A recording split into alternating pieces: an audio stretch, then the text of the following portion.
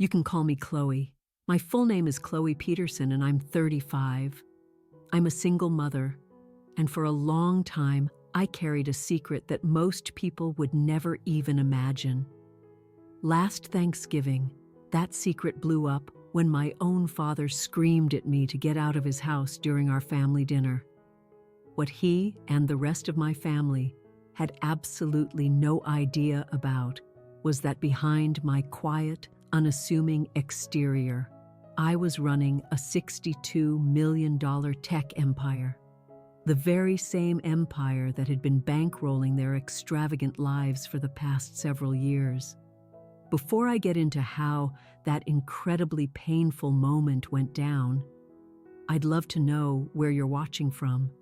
And don't forget to click that subscribe button because you won't want to miss how this story completely transformed my life. I grew up in a very average suburb in Illinois, the youngest of 3 kids. My dad, Robert, was a manager at a local bank, and my mom, Helen, taught at the elementary school. On the surface, we were the picture-perfect Midwestern family. But inside our home, the reality was a completely different story. Being the youngest, I always felt like an invisible gear in a machine that ran just fine without me. My brother, Mark, was the firstborn son, the golden child. He could do no wrong in their eyes. He wasn't a great student, but he was the star quarterback, and my dad would practically levitate with pride at his games. Then there was my sister, Jessica. She was the family's social centerpiece, effortlessly beautiful and charismatic. Family gatherings were just a stage for her to shine on. And then there was me, the quiet, bookish one who was usually forgotten in a corner somewhere, my nose buried in a novel. Why can't you be more outgoing like your sister? My mom would sigh whenever I chose a book over a party. Mark never caused this kind of fuss.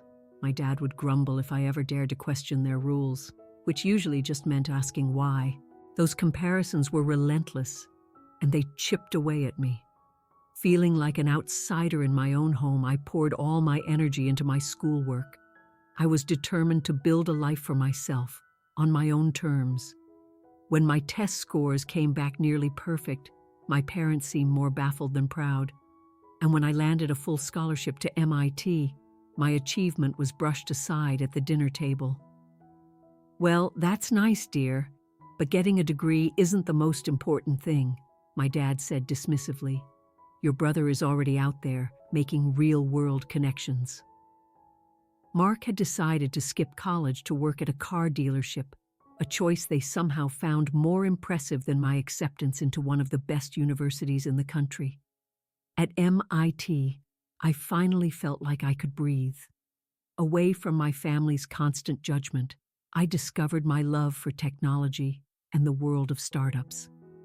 I joined innovation clubs, interned at tech firms in Boston, and started building a network of people who saw the world the way I did. By my junior year, I'd coded a prototype for an AI-driven data security platform that started getting buzz from venture capitalists. I was so excited when I called home to tell them I'd secured a $75,000 seed investment. My mom's reaction was a heavy sigh. "Honey, wouldn't it be safer to just focus on your degree and get a stable job after you graduate? All this startup business sounds so risky." After graduation, while my peers were taking high-paying jobs at established corporations, I took the biggest risk of my life and founded Aegis Analytics. The first 2 years were an absolute grind. I was working 18-hour days, living off instant noodles, and reinvesting every single cent I had back into the company. One month, things were so tight I had to swallow my pride and ask my parents for a small loan to get through a rough patch. My father gave me a long lecture on financial irresponsibility before reluctantly sending over $1,500. That loan came with strings attached, weekly calls demanding to know when he'd be paid back. The turning point arrived in my 3rd year. A major financial corporation was hit by a devastating data breach that made international headlines. Suddenly, the very solution I had built was exactly what every major company realized they desperately needed. Within 6 months, Aegis Analytics transformed from a struggling startup into an industry frontrunner. By our 4th year, the company was valued at $20 million. As my professional life soared, my personal life took a sharp, unexpected turn. I met Ethan, a charming marketing director, and we had a whirlwind romance that led to marriage. For the first time, my family showed a flicker of interest in my life, not because I had built a successful company from the ground up, but because I had finally done something they could understand and approve of. I got married. Our marriage lasted 3 years. It ended when I discovered Ethan had been unfaithful, not once, but multiple times. When I filed for divorce, my family was horrified, not by his betrayal, but by my decision to leave. Marriage is work, Chloe, my mother insisted. Everyone has problems, but you don't just give up and walk away. The one true joy that came from that difficult period was the birth of my daughter, Maya.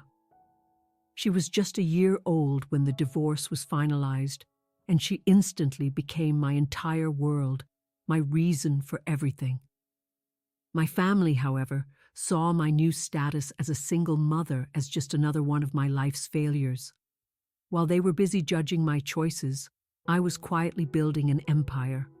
Aegis Analytics expanded its operations globally. We launched new product lines, and we acquired smaller competitors. By the time Maya was 4, the company was valued at an astounding $62 million, and I had personally accumulated significant wealth. I never once mentioned my success to my family. A small, foolish part of me hoped they might notice on their own, maybe read an article about the company online. But they remained completely oblivious, trapped in their narrow-minded view of what success was supposed to look like. Meanwhile, I'd see their posts on social media. They were showing off new luxury cars, major home renovations, and extravagant vacations to places they could never have afforded before. What they didn't know, and what I never told them, was that I was the source of their newfound wealth. I had set up anonymous monthly payments to my parents after I found out my father had been laid off during a corporate downsizing 5 years ago. I established a bank account that deposited $6,000 into their checking account every single month, labeled as Peterson Family Fund Distribution, to maintain my anonymity. I did the same for Mark and Jessica, sending them each $3,500 a month after hearing my mother complain about their financial struggles.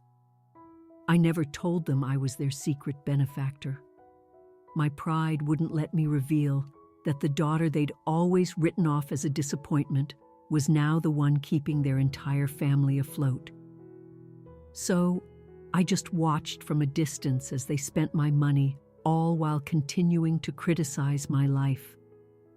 Through all of this, Maya was my anchor.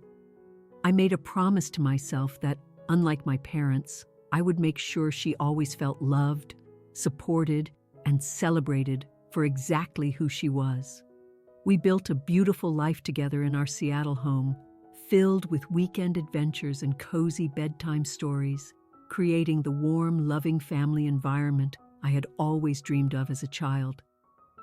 The call from my mother came out of the blue on a crisp November morning. I was in my home office, reviewing quarterly reports, when my phone lit up with her name. "Chloe, we'd like you and Maya to join us for Thanksgiving this year," she said, without any real warmth or preamble. "The whole family will be here, and they haven't seen Maya in ages. She must be getting so big now." I hesitated, doing a quick mental calculation. It had been nearly 2 years since I'd last seen my parents in person. Our contact had dwindled to sporadic phone calls and obligatory birthday texts. The last time we had a family gathering, it ended with a tense argument about my parenting, with my father suggesting Maya needed a male influence, and my mother lamenting how hard it must be for Maya growing up in a broken home. "Are you sure, Mom? Last time wasn't exactly enjoyable for anyone," I said, trying to keep my voice steady and neutral. "Oh, that's all in the past, dear. It's the holidays. Family should be together," she replied, with a forced cheerfulness. "Besides, your father's doing so much better now that his financial situation has stabilized. We all are. There's so much to be thankful for." After I hung up, I sat staring out my office window at the Seattle skyline. A part of me screamed to just say no, to protect myself and Maya from the inevitable judgment and criticism. But another part of me, the little girl who still craved their approval, saw a sliver of an opportunity for reconciliation. "What do you think, Olivia?" I asked my best friend over lunch the next day. Olivia and I had been roommates at MIT, and she knew every painful detail of my complicated family history. "Honestly, I think they don't deserve you," she said, stirring her latte. "But I also know how much it would mean to you if things could actually be different. Just promise me you won't let them make you feel small again." I spent the next 2 weeks getting ready for the trip to Illinois. I bought thoughtful gifts for everyone. A vintage watch for my dad that cost nearly $7,000. A pair of diamond earrings for my mother. A golf club membership for Mark. And a weekend spa retreat for Jessica. For my niece and nephews, I picked out educational toys and the newest gaming systems. My goal was to be generous without being flashy about my wealth. Maya was thrilled about the idea of meeting her extended family. At 4 years old, she had only vague memories of them. I took her shopping for a special Thanksgiving outfit, a deep red velvet dress with matching shoes that made her feel, as she put it, like a real princess. "Will Grandpa like my dress?" she asked, twirling in front of the mirror. "He will love it," I assured her, pushing away the memories of my father's constant disapproval. "And you're going to meet your cousins too. They're a little older, but I bet they'll want to play." As our travel date got closer, I found myself standing in my walk-in closet, debating what to wear. It was filled with designer clothes worth thousands, but I eventually settled on a simple, elegant cashmere sweater and tailored trousers. Something told me that showing up looking too successful would only cause more problems. The night before our flight, I sat on my balcony overlooking the city lights, wondering if I should finally tell them the truth about my success. Would it change their perception of me? Would they finally be proud? Or would they just see me as a resource to be exploited even more? I decided against it. If we were going to reconcile, I wanted it to be based on who I was as a person, not on my bank account.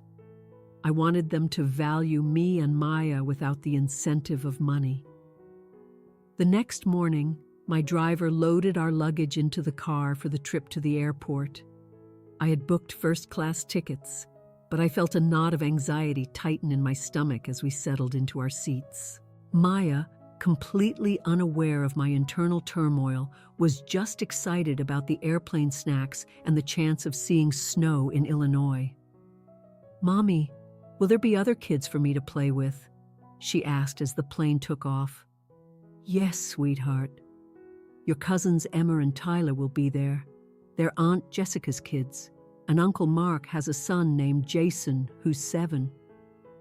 "Do they know about Mr. Fluffington?" she asked, clutching her beloved stuffed bunny that went everywhere with her. "Not yet, but I'm sure you can introduce them," I smiled, stroking her hair. As the plane flew across the country, I scrolled through old family photos on my phone. Despite the emotional chasm between us, I'd always sent my parents pictures of Maya, updates they rarely even acknowledged. They had missed so many milestones: her first steps, her first words, her first day of preschool. I thought about my beautiful beach house in Honolulu, which I had bought a year ago as a private retreat. Only Olivia knew it existed. I had already asked my assistant to have the house prepared, just in case the Thanksgiving reunion went south and we needed a quick escape. Maybe this time will be different, I whispered to myself as Maya dozed beside me. Maybe they've changed. But even as I let a sliver of hope grow, I made sure my backup plans were solid. My assistant had confirmed potential flights to Hawaii, my lawyers were on standby, and I had reviewed all the financial arrangements that tied me to my family. I wanted to believe in reconciliation, but my life had taught me to always be prepared for disappointment. As the plane began its descent into Chicago, I took a deep breath and gently woke Maya.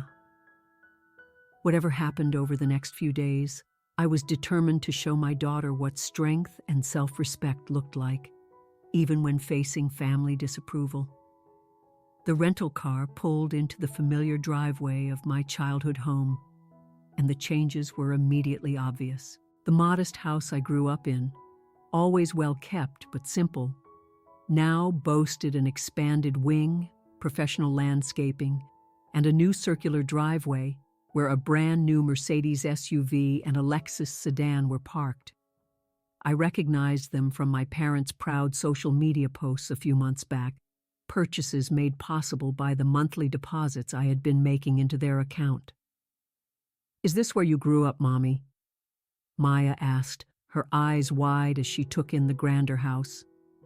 "Yes, baby." "This is where Mommy lived when she was a little girl," I replied, feeling a weird disconnect between the upgraded home in front of me and the simpler one in my memories. I helped Maya out of the car and grabbed our bags and the meticulously wrapped gifts from the trunk. As we walked up to the front door, it swung open. My mother stood there, her hair freshly colored and styled, wearing an outfit I knew was from a high-end designer. "There you are, finally," she said as a greeting. Her eyes went straight to Maya, and this must be Maya.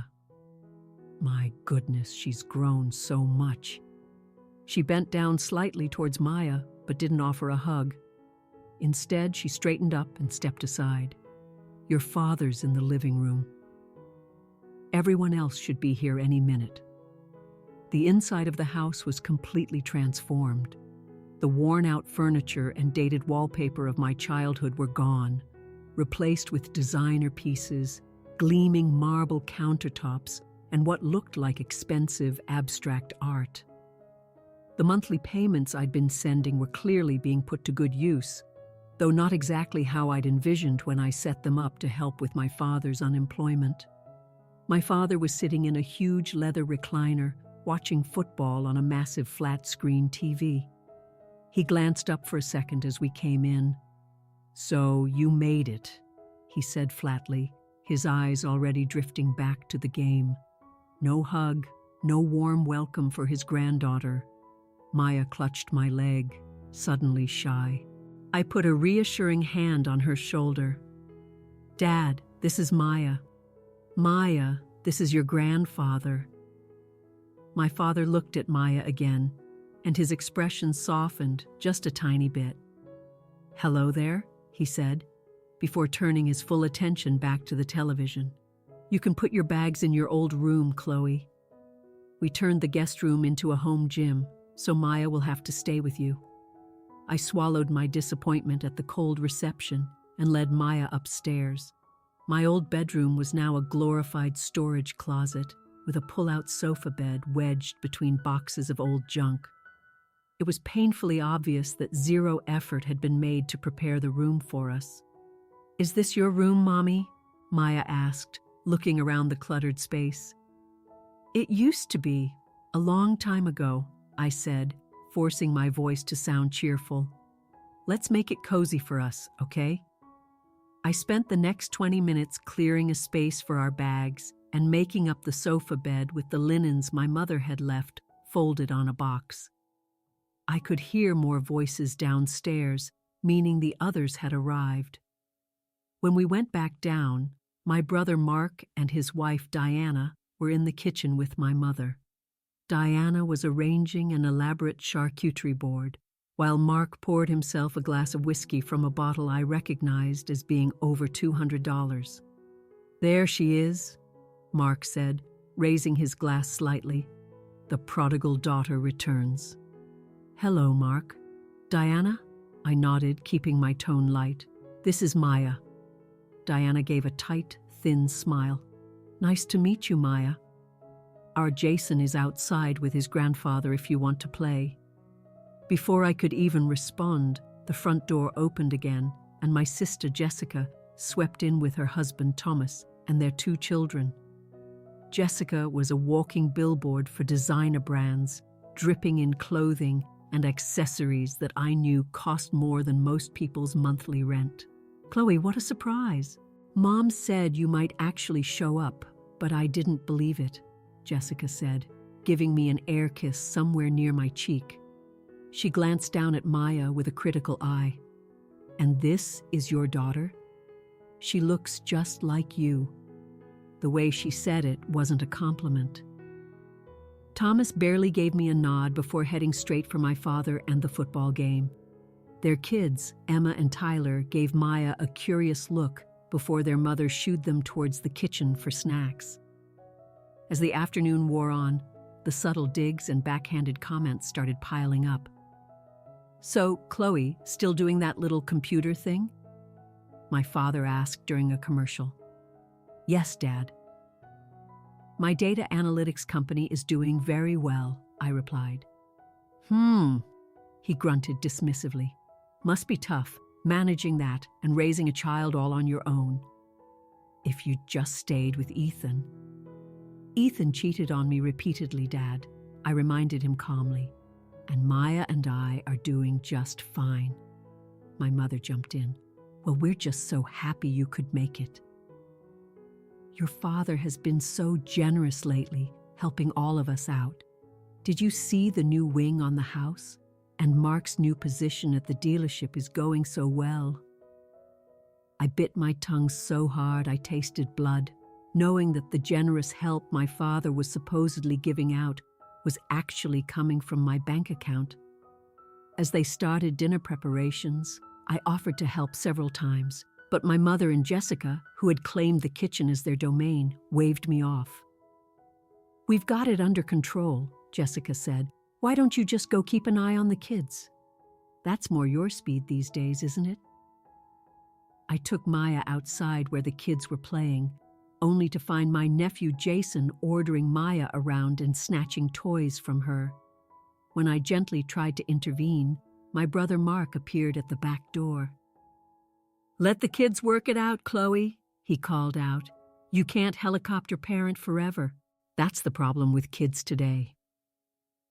I bit back a sharp retort, focusing instead on comforting Maya, who was clearly upset by her cousin's bullying. Later, as I was helping Maya wash her hands for dinner, I overheard my parents talking in their bedroom.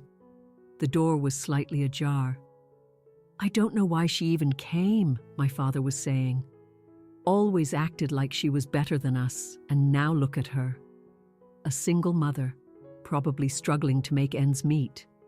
"Well, she's family," my mother replied. "And who knows, maybe she'll finally realize she needs our help. Lord knows we've done well enough to support her and the child if we have to. The Peterson Family Fund has been a godsend," my father agreed. "Though I still don't really understand where exactly that money comes from." I leaned against the hallway wall, taking deep, shaky breaths to calm the storm raging inside me. The Peterson Family Fund, the account name I had created for my payments. They had no clue their comfortable lifestyle was a gift from the daughter they were actively belittling. For a moment, I seriously considered packing our bags and leaving right then and there. But Maya was excited about Thanksgiving dinner. and some foolish, stubborn part of me still hoped the evening could turn around. It was a hope that would soon be brutally crushed. The dining room was unrecognizable. The modest space I remembered had been transformed into something out of a luxury design magazine. A long, polished mahogany table gleamed under a new crystal chandelier. Fine china, sterling silver, and crystal glasses were arranged perfectly on a lace tablecloth. The centerpiece was a professional-looking arrangement of autumn flowers. "Everyone find your seats," my mother announced, bringing in a platter holding a massive, perfectly browned turkey. "I've set out place cards."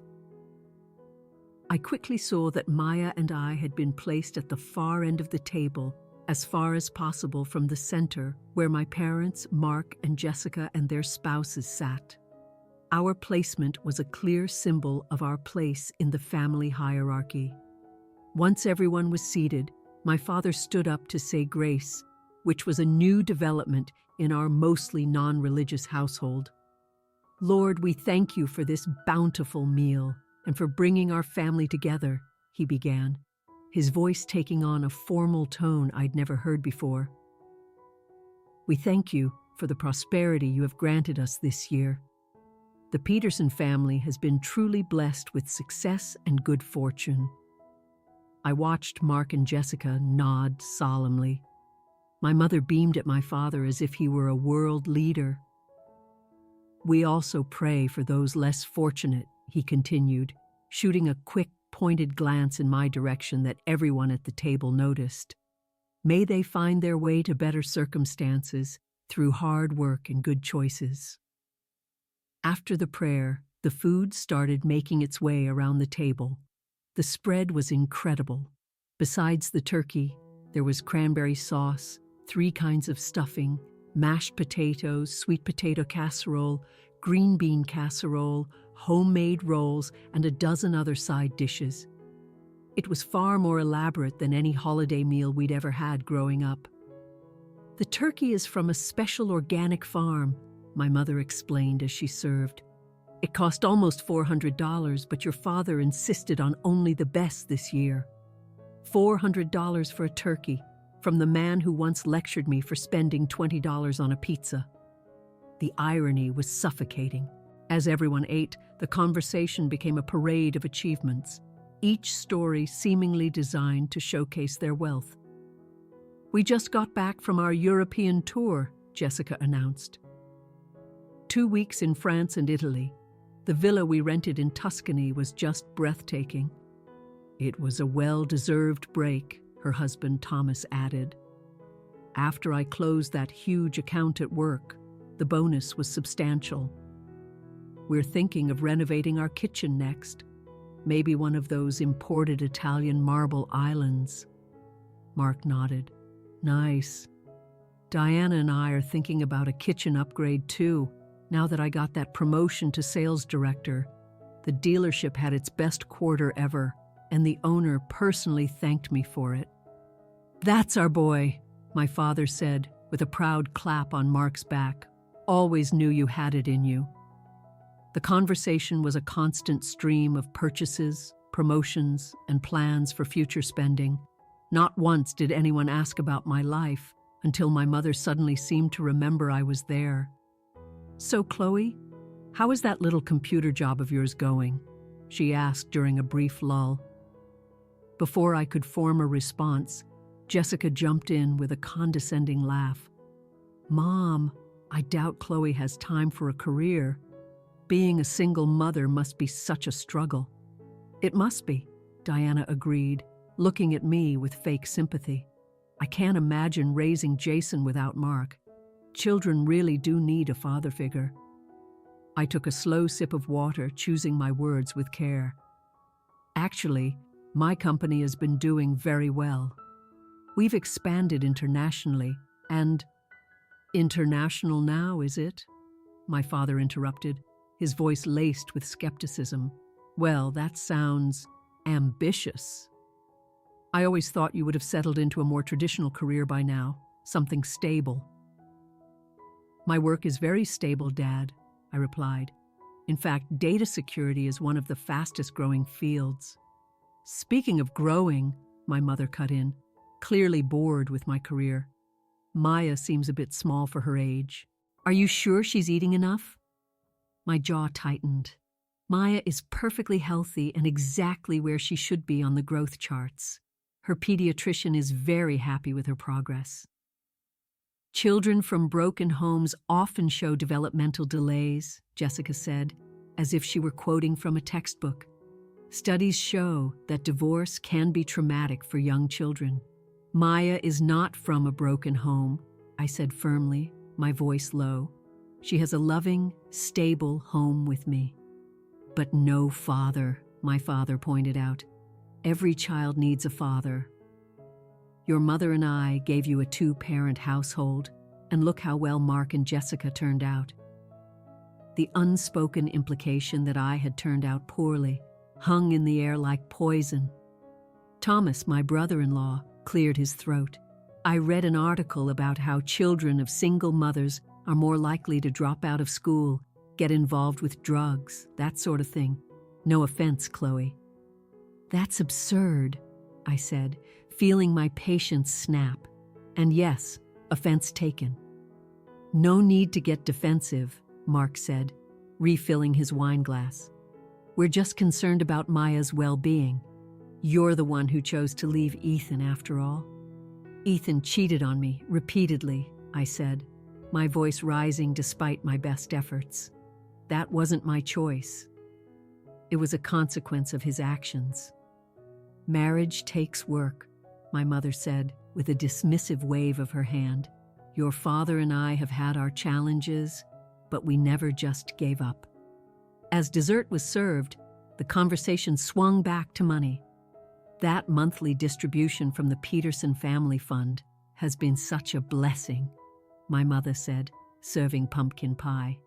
I don't know who set it up, but it's allowed us to really enjoy our retirement. Yes, it was quite a shock when it started showing up, my father agreed, right around the time I was laid off. Almost like a guardian angel was watching over us. We get a payment too, Jessica added. $3,500 a month, like clockwork. It's made such a difference. Mark nodded. Same here. Diana was able to quit her job and focus on being a full-time mom because of it. What about you, Chloe? My mother asked, turning to me. Do you get a distribution too? I just shook my head. No, I don't receive anything from that fund. Well, that's odd, my father frowned, though I suppose they must allocate it based on need. And with your little international business, you probably don't require the help. The sarcasm in his voice was thick enough to cut with a knife. It was clear he didn't believe a word I'd said. Just then, Maya, reaching for her milk, accidentally bumped her glass. Water spilled across the pristine lace tablecloth, seeping into the fabric and dripping onto the floor. "Oh no, I'm so sorry," Maya cried, her eyes wide with fear. Before I could even say a word to reassure her, my father slammed his hand on the table, making everyone jump. "For God's sake," he shouted, his face turning a blotchy red. "That tablecloth was imported from Italy. It cost over $800. Maya's lower lip began to tremble, and tears welled up in her eyes. "Dad, it was an accident," I said, reaching for my napkin to sop up the spill. "It's just water. It will dry." "This is exactly what I'm talking about," my father roared, his voice escalating. "No discipline, no proper parenting, just another spoiled child who doesn't know how to behave at a proper dinner table." I stood up, placing a protective hand on Maya's shoulder. "That is completely uncalled for. She is 4 years old and it was an accident." "Oh, here we go," Jessica rolled her eyes, always making excuses. "This is why children need two parents for boundaries and consequences." "Maya has plenty of boundaries," I shot back, my voice tight with fury. "What she doesn't need is to be screamed at by grown adults who should know better."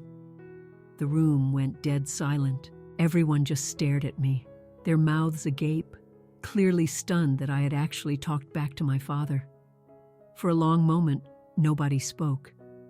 Then my father slowly pushed his chair back and stood up, his face a mask of thunder. "Perhaps it's time we address the elephant in the room," he said, his voice dangerously low. And I knew the evening was about to get much, much worse. My father's face was a furious shade of crimson as he stood at the head of the table, his napkin balled up in his fist. The entire room fell silent, the only sound Maya's quiet, choked sobs as she tried to stifle her tears. "Chloe," he began, his voice dangerously calm but simmering with rage, "your mother and I have been patient. We have watched you make one poor decision after another. Choosing that ridiculous startup over a real career, throwing away a perfectly good marriage, depriving your daughter of a father and a stable home." I opened my mouth to defend myself, but he held up a hand, silencing me. "No, you will listen, for once in your life. You have always thought you knew better than everyone, always had to do things your own way, and look where it's gotten you." "Where exactly do you think it has gotten me, Dad?" I asked quietly, my hand still resting on Maya's trembling shoulder. "A single mother, struggling to make ends meet, with some childish fantasy about running an international business?" he scoffed. "Meanwhile, the rest of this family has thrived. Your brother and sister have real, respectable careers, stable marriages, and children who are being raised properly." My mother nodded in agreement. "We worry about you, Chloe, and about Maya. This isn't the life we wanted for you." "The life you wanted for me?" I repeated slowly. "And what life was that? One where I stayed in a toxic marriage with a man who cheated on me? One where I gave up my dreams to fit into your narrow-minded box of what success looks like?" "There you go again, always so dramatic," Jessica interjected. "Ethan wasn't toxic. He made a mistake. People work through things if they're actually committed to their marriage."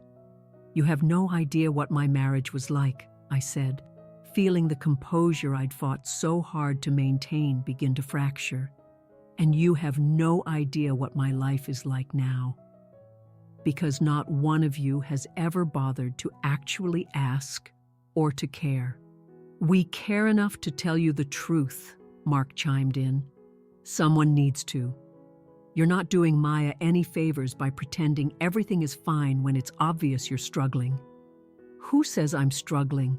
I asked, genuinely baffled by their unwavering conviction. My father let out a harsh, humorless laugh. "Please, Chloe, just look at yourself. Your clothes are so plain. You're driving a rental car. You never talk about vacations or expensive purchases like the rest of us. It's obvious you're barely scraping by."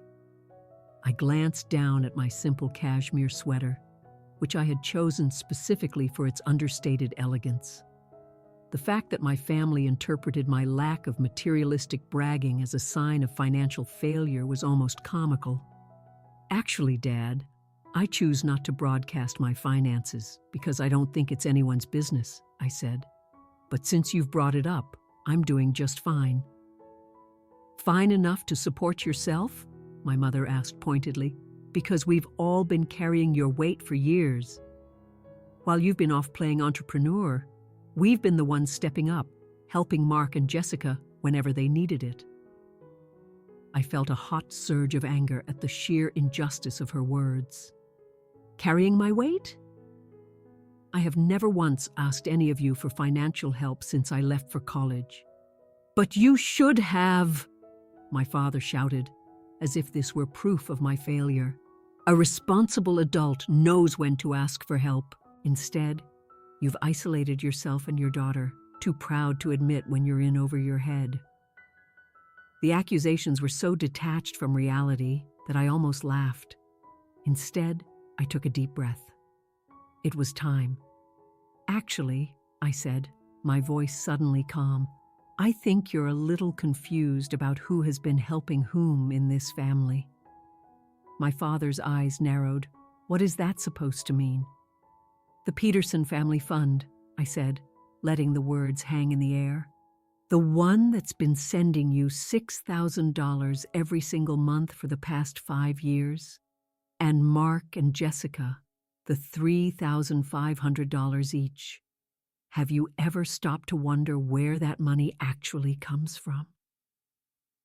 The room went completely still. My father's expression flickered from anger to confusion.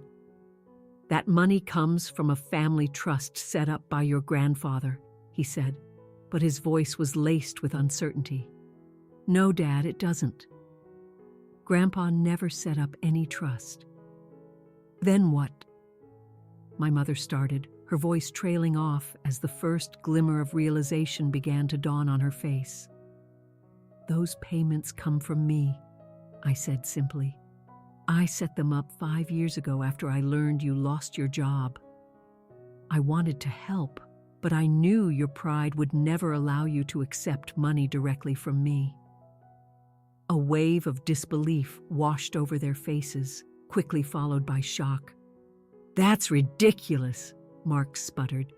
You expect us to believe you've been sending us thousands of dollars every month? With what money? With money from my very real, very successful international company, I replied calmly. Aegis Analytics, the data security firm I founded, is currently valued at $62 million, and I own 70% of it. The silence that followed was deafening. I could see them all frantically doing the math in their heads, the color draining from my father's face as he processed the numbers. You're lying, Jessica finally whispered, but her voice had no conviction. If you were that successful, we would have known. Would you have? I asked. None of you have ever shown the slightest bit of interest in my career. You've never asked about my company, my work, or my life. You were all too busy writing me off as a failure. My father seemed to regain his footing, his expression hardening once more. If what you're saying is true, which I highly doubt, then you have been deceiving this entire family for years, playing some kind of sick game, pretending to be poor. No, Dad.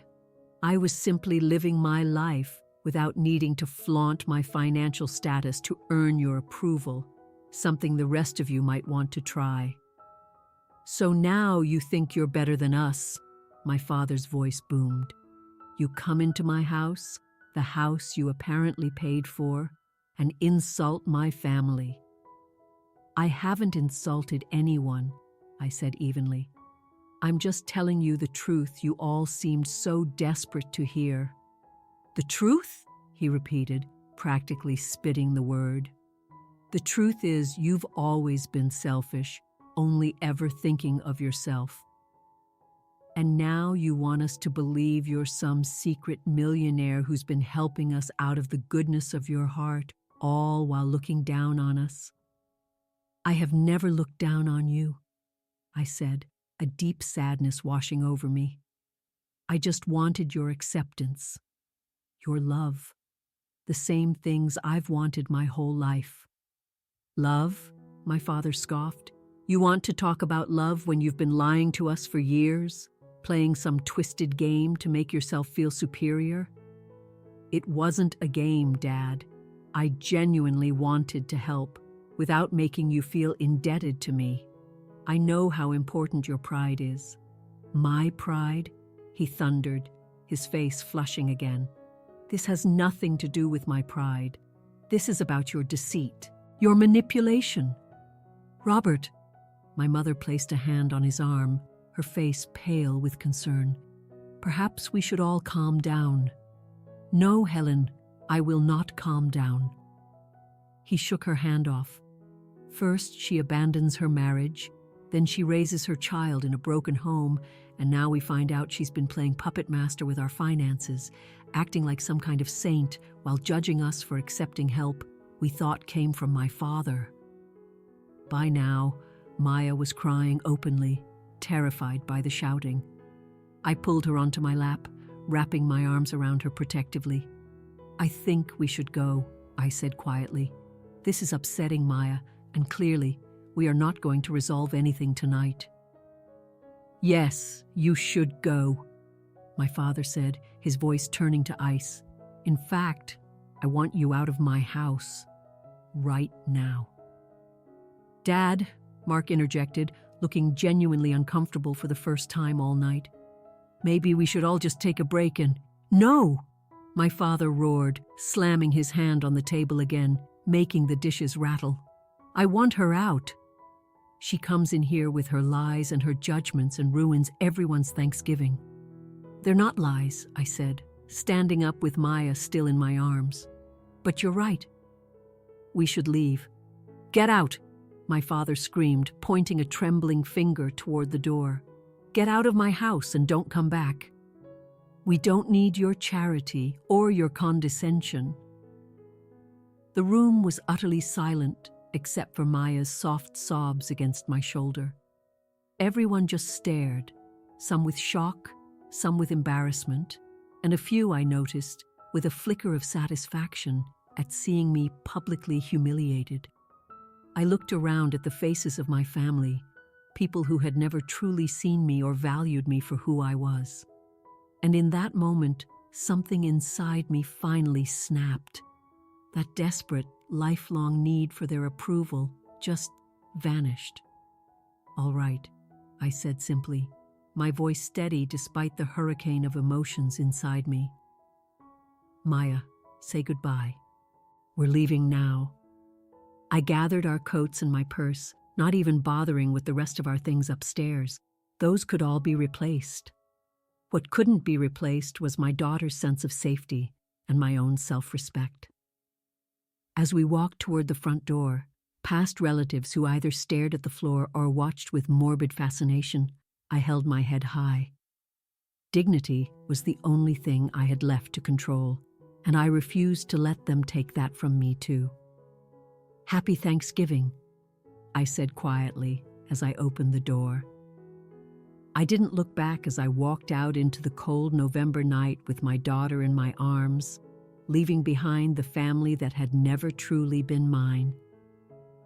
The hotel room was silent, save for the sound of Maya's steady breathing. She had finally fallen asleep, completely exhausted from crying. I sat in an armchair by the window, staring out at the distant lights of the city, feeling strangely calm after the emotional storm of the evening. My phone vibrated. It was Olivia. "How bad was it?" she asked the moment I answered, skipping the pleasantries. "About as bad as it could possibly be," I replied, keeping my voice a low whisper. "My father literally threw us out of Thanksgiving dinner." "Oh, Chloe," Olivia breathed. "I'm so sorry. What happened?" I recounted the entire night, from the subtle digs about my life to the explosion over the spilled water, to my father's final, furious command. When I finished, there was a long pause on the other end of the line. "Olivia, you still there?" "I'm here," she said, her voice tight. "I'm just trying to process the sheer level of toxicity you just described. Your family is even worse than I remembered." "The thing is," I said, watching the headlights of cars passing on the highway below, "I'm not even that upset anymore. It's like something finally broke inside me tonight. All these years, I've been chasing their approval, hoping they would one day see me for who I am, but they never will." "So what are you going to do now?" Olivia asked. I looked over at Maya, her cheeks still flushed from crying, clutching Mr. Fluffington tightly, even in her sleep. She deserved so much better than to be exposed to people who saw her as damaged goods. "I'm going to stop pretending," I said, a new resolve hardening in my voice. No more anonymous support, no more hiding my success, and no more seeking approval from people who have never wanted me to be happy. "Good for you," Olivia said, and I could hear the genuine pride in her voice. And what about the financial support? That ends now, I said. I never had any formal agreement. The deposits are just automatic transfers from one of my personal accounts. I can cancel them with a few clicks. After I hung up with Olivia, I opened my laptop and logged into my bank's web portal. There they were, the scheduled monthly transfers that had been propping up my family's lifestyle for 5 years. $6,000 to my parents, $3,500 each to Mark and Jessica. With 3 clicks, I canceled all of them. It felt both liberating and profoundly sad, like severing a cord that had kept me tethered to a false hope. Next, I called Marshall, my attorney, despite the late hour. "Chloe, is everything all right?" he asked, his voice sharp with concern. "Yes and no," I replied. "I need your help with something first thing in the morning. I want to review any potential legal fallout from cutting off financial support to my family." "Were there any formal agreements in place?" he asked, immediately all business. "No, just automatic transfers from my personal account." "Then they were gifts. You have no legal obligation to continue them. Would you like me to draft a formal notification?" "No," I decided. "I think the canceled payments will be notification enough." After hanging up, I opened my laptop again and logged into my email. A message from my assistant confirmed that the beach house in Honolulu was ready for our arrival. With a few quick keystrokes, I booked 2 first-class tickets for the following afternoon. As I worked, I found myself methodically reviewing financial reports from Aegis Analytics. The company had grown beyond my wildest dreams, expanding from data security into AI, predictive analytics, and digital infrastructure protection. We had offices in 7 countries and a client roster that included governments, international banks, and tech giants. I built this, me. The daughter who was never good enough, never practical enough, the family failure. A bitter laugh escaped me. While they were judging me as a failure, I had built an empire that was supporting them all. Out of curiosity, I pulled up the transaction history. Over 5 years, I had transferred $360,000 to my parents and $210,000 each to Mark and Jessica. Nearly $800,000 in total, given freely to people who couldn't even treat my daughter with basic kindness. The reality of those numbers hit me hard. What could Maya and I have done with that money? How many other single mothers could I have helped through a foundation? The weight of my misplaced loyalty was staggering. My phone rang again. My mother's number. It was just after 7 in the morning. They must have discovered the canceled payments. I hesitated, then answered. "Hello, Mom. Chloe, what is going on?" Her voice was high-pitched with panic. "Your father just tried to buy groceries and his card was declined. He checked our accounts and the monthly deposit isn't there." "Did you do something?" "Yes," I said simply. "I canceled the transfers." "But why? Because of last night? Your father was upset, but surely you can understand." "I understand perfectly, Mom," I interrupted. "I understand that for years you've accepted my money while treating me like a failure. I understand you've used my success to fund your lifestyle while denying me basic respect. And I understand that you stood by and allowed your granddaughter to be humiliated at your dinner table without saying a single word in her defense."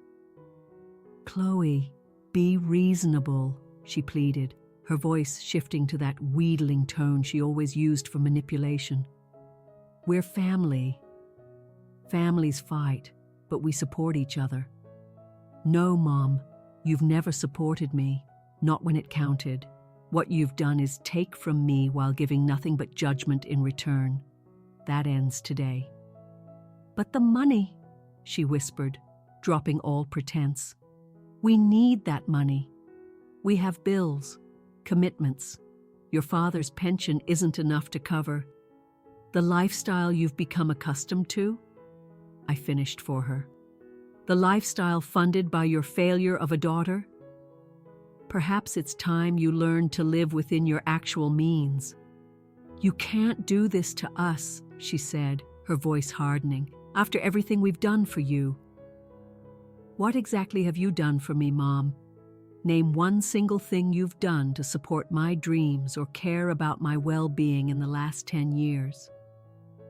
The silence on the other end of the line was all the answer I needed. That's what I thought, I said quietly. Goodbye, Mom. Please don't contact me again unless you are ready to genuinely apologize to both Maya and me. I ended the call and blocked her number. Then I did the same for my father, Mark, and Jessica. It was a drastic, painful step, but a necessary one. As the sun rose over Illinois, I gently woke Maya. We packed our few things and checked out of the hotel. Are we going home now, Mommy? She asked as we got into the rental car. Not quite yet, sweetie. I smiled, feeling lighter than I had in years. We're going on a little vacation first. How would you like to see our house in Hawaii? The one with the beach right outside the door? Her eyes widened with pure excitement. Really? Can we build sandcastles every single day? Every single day, I promised, starting the car. As we drove to the airport, leaving the weight of my past behind us, I felt something I hadn't experienced in relation to my family in a very long time. Freedom. It had been 6 weeks since that disastrous Thanksgiving. 6 weeks of sun, sea, and healing for both Maya and me. The morning sun streamed through the floor-to-ceiling windows of our Honolulu beach house.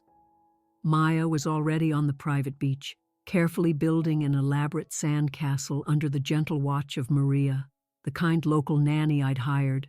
The first few days had been tough. Maya had a lot of questions about why Grandpa had been so angry. Was it my fault, Mommy? For spilling the water? She'd asked, her small voice breaking my heart.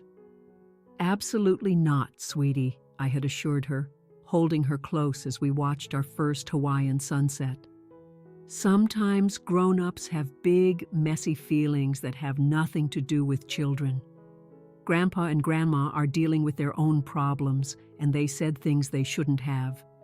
But here, away from the tension and judgment, Maya had blossomed. My phone chimed with an email. It was from Marshall, my attorney. His report confirmed that my parents had tried to pursue legal action, claiming they were entitled to ongoing support. Marshall had shut them down completely, providing evidence that the transfers were voluntary gifts with no strings attached. The doorbell rang. It was Olivia, my best friend, her smile as bright as the Hawaiian sun. I couldn't stay away, she admitted, following me into the kitchen. Plus, I have news. The paperwork is complete. The Maya's Light Foundation is officially incorporated and ready to go. A warmth spread through my chest.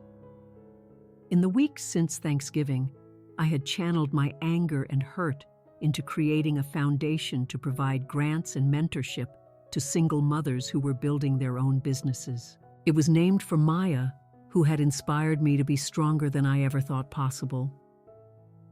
That same week, a business inquiry landed in my inbox.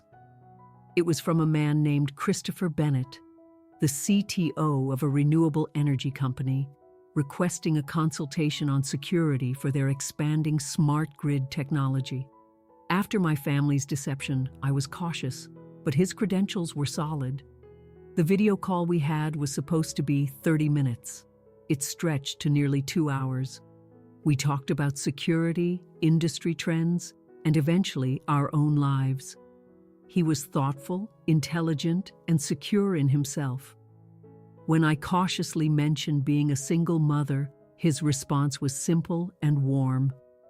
"Your daughter is lucky to have such a strong role model," he said. "I was raised by a single mom myself." He was coming to Honolulu for a conference the next month, and we agreed to have dinner. That dinner was refreshing. Unlike my ex-husband, Christopher was genuinely impressed by what I had built. Over the following months, he became a regular visitor.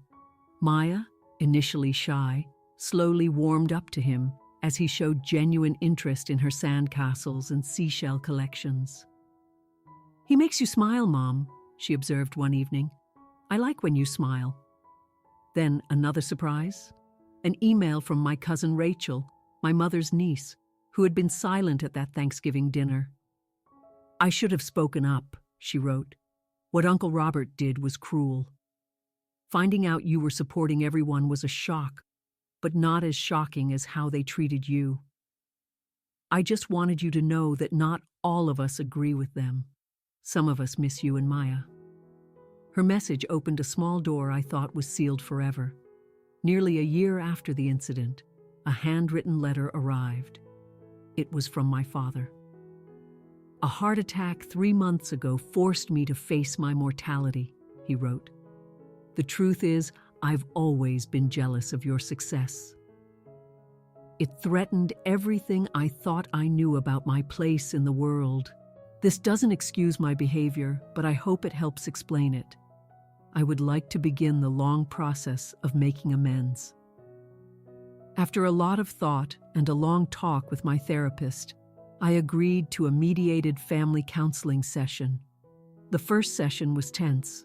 My mother cried, my father was defensive, and I held firm boundaries, but it was a start. We began to unpack the deep generational patterns of conditional love and insecurity that had shaped my parents long before I was born. Some relationships, like mine with Rachel, began to heal. Others, like my relationship with Jessica, who refused to admit any wrongdoing, remained severed. I learned to be okay with that. The following Thanksgiving, exactly 1 year after being thrown out, I hosted a celebration at my beach house. The guest list was small but meaningful: Olivia, Christopher, Maria and her family, Rachel and her kids, and my parents. They were still in therapy and had been making a consistent effort. Mark came alone. His marriage had been another casualty of the financial upheaval, but he was slowly rebuilding his life with more authenticity. As we gathered on the lanai, the ocean breeze carrying the scent of plumeria, I raised my glass. "I've learned something this year," I said, looking at the faces around me. "Family isn't just about blood. It's created through acceptance, respect, and unconditional love. Some of us are lucky enough to find that with the family we're born into. Others create it with the people who choose to stay." My father nodded, humbled and quiet. My mother squeezed my hand. Her eyes filled with tears that, for the first time, seemed to be for my pain, not her own. Maya, now 5 and thriving, looked around the table. "Can we eat now?" "I'm hungry," and Grandpa promised to help me build a super big sandcastle after dinner. Laughter rippled around the table, a perfect, joyful sound. The pain of that last Thanksgiving had ultimately led to this: freedom, authenticity, and a deeper understanding of what truly mattered. The $62 million empire was an achievement, but the real wealth was right here, in the genuine connections and the hard-won peace. What has been your experience with family expectations and setting boundaries? Have you ever had to make a difficult choice to protect your own well-being? Please share your thoughts in the comments below. And if this story resonated with you, consider subscribing and sharing it with someone who might need to hear they're not alone. Thank you for listening, and remember that sometimes the most loving thing you can do for yourself is to walk away.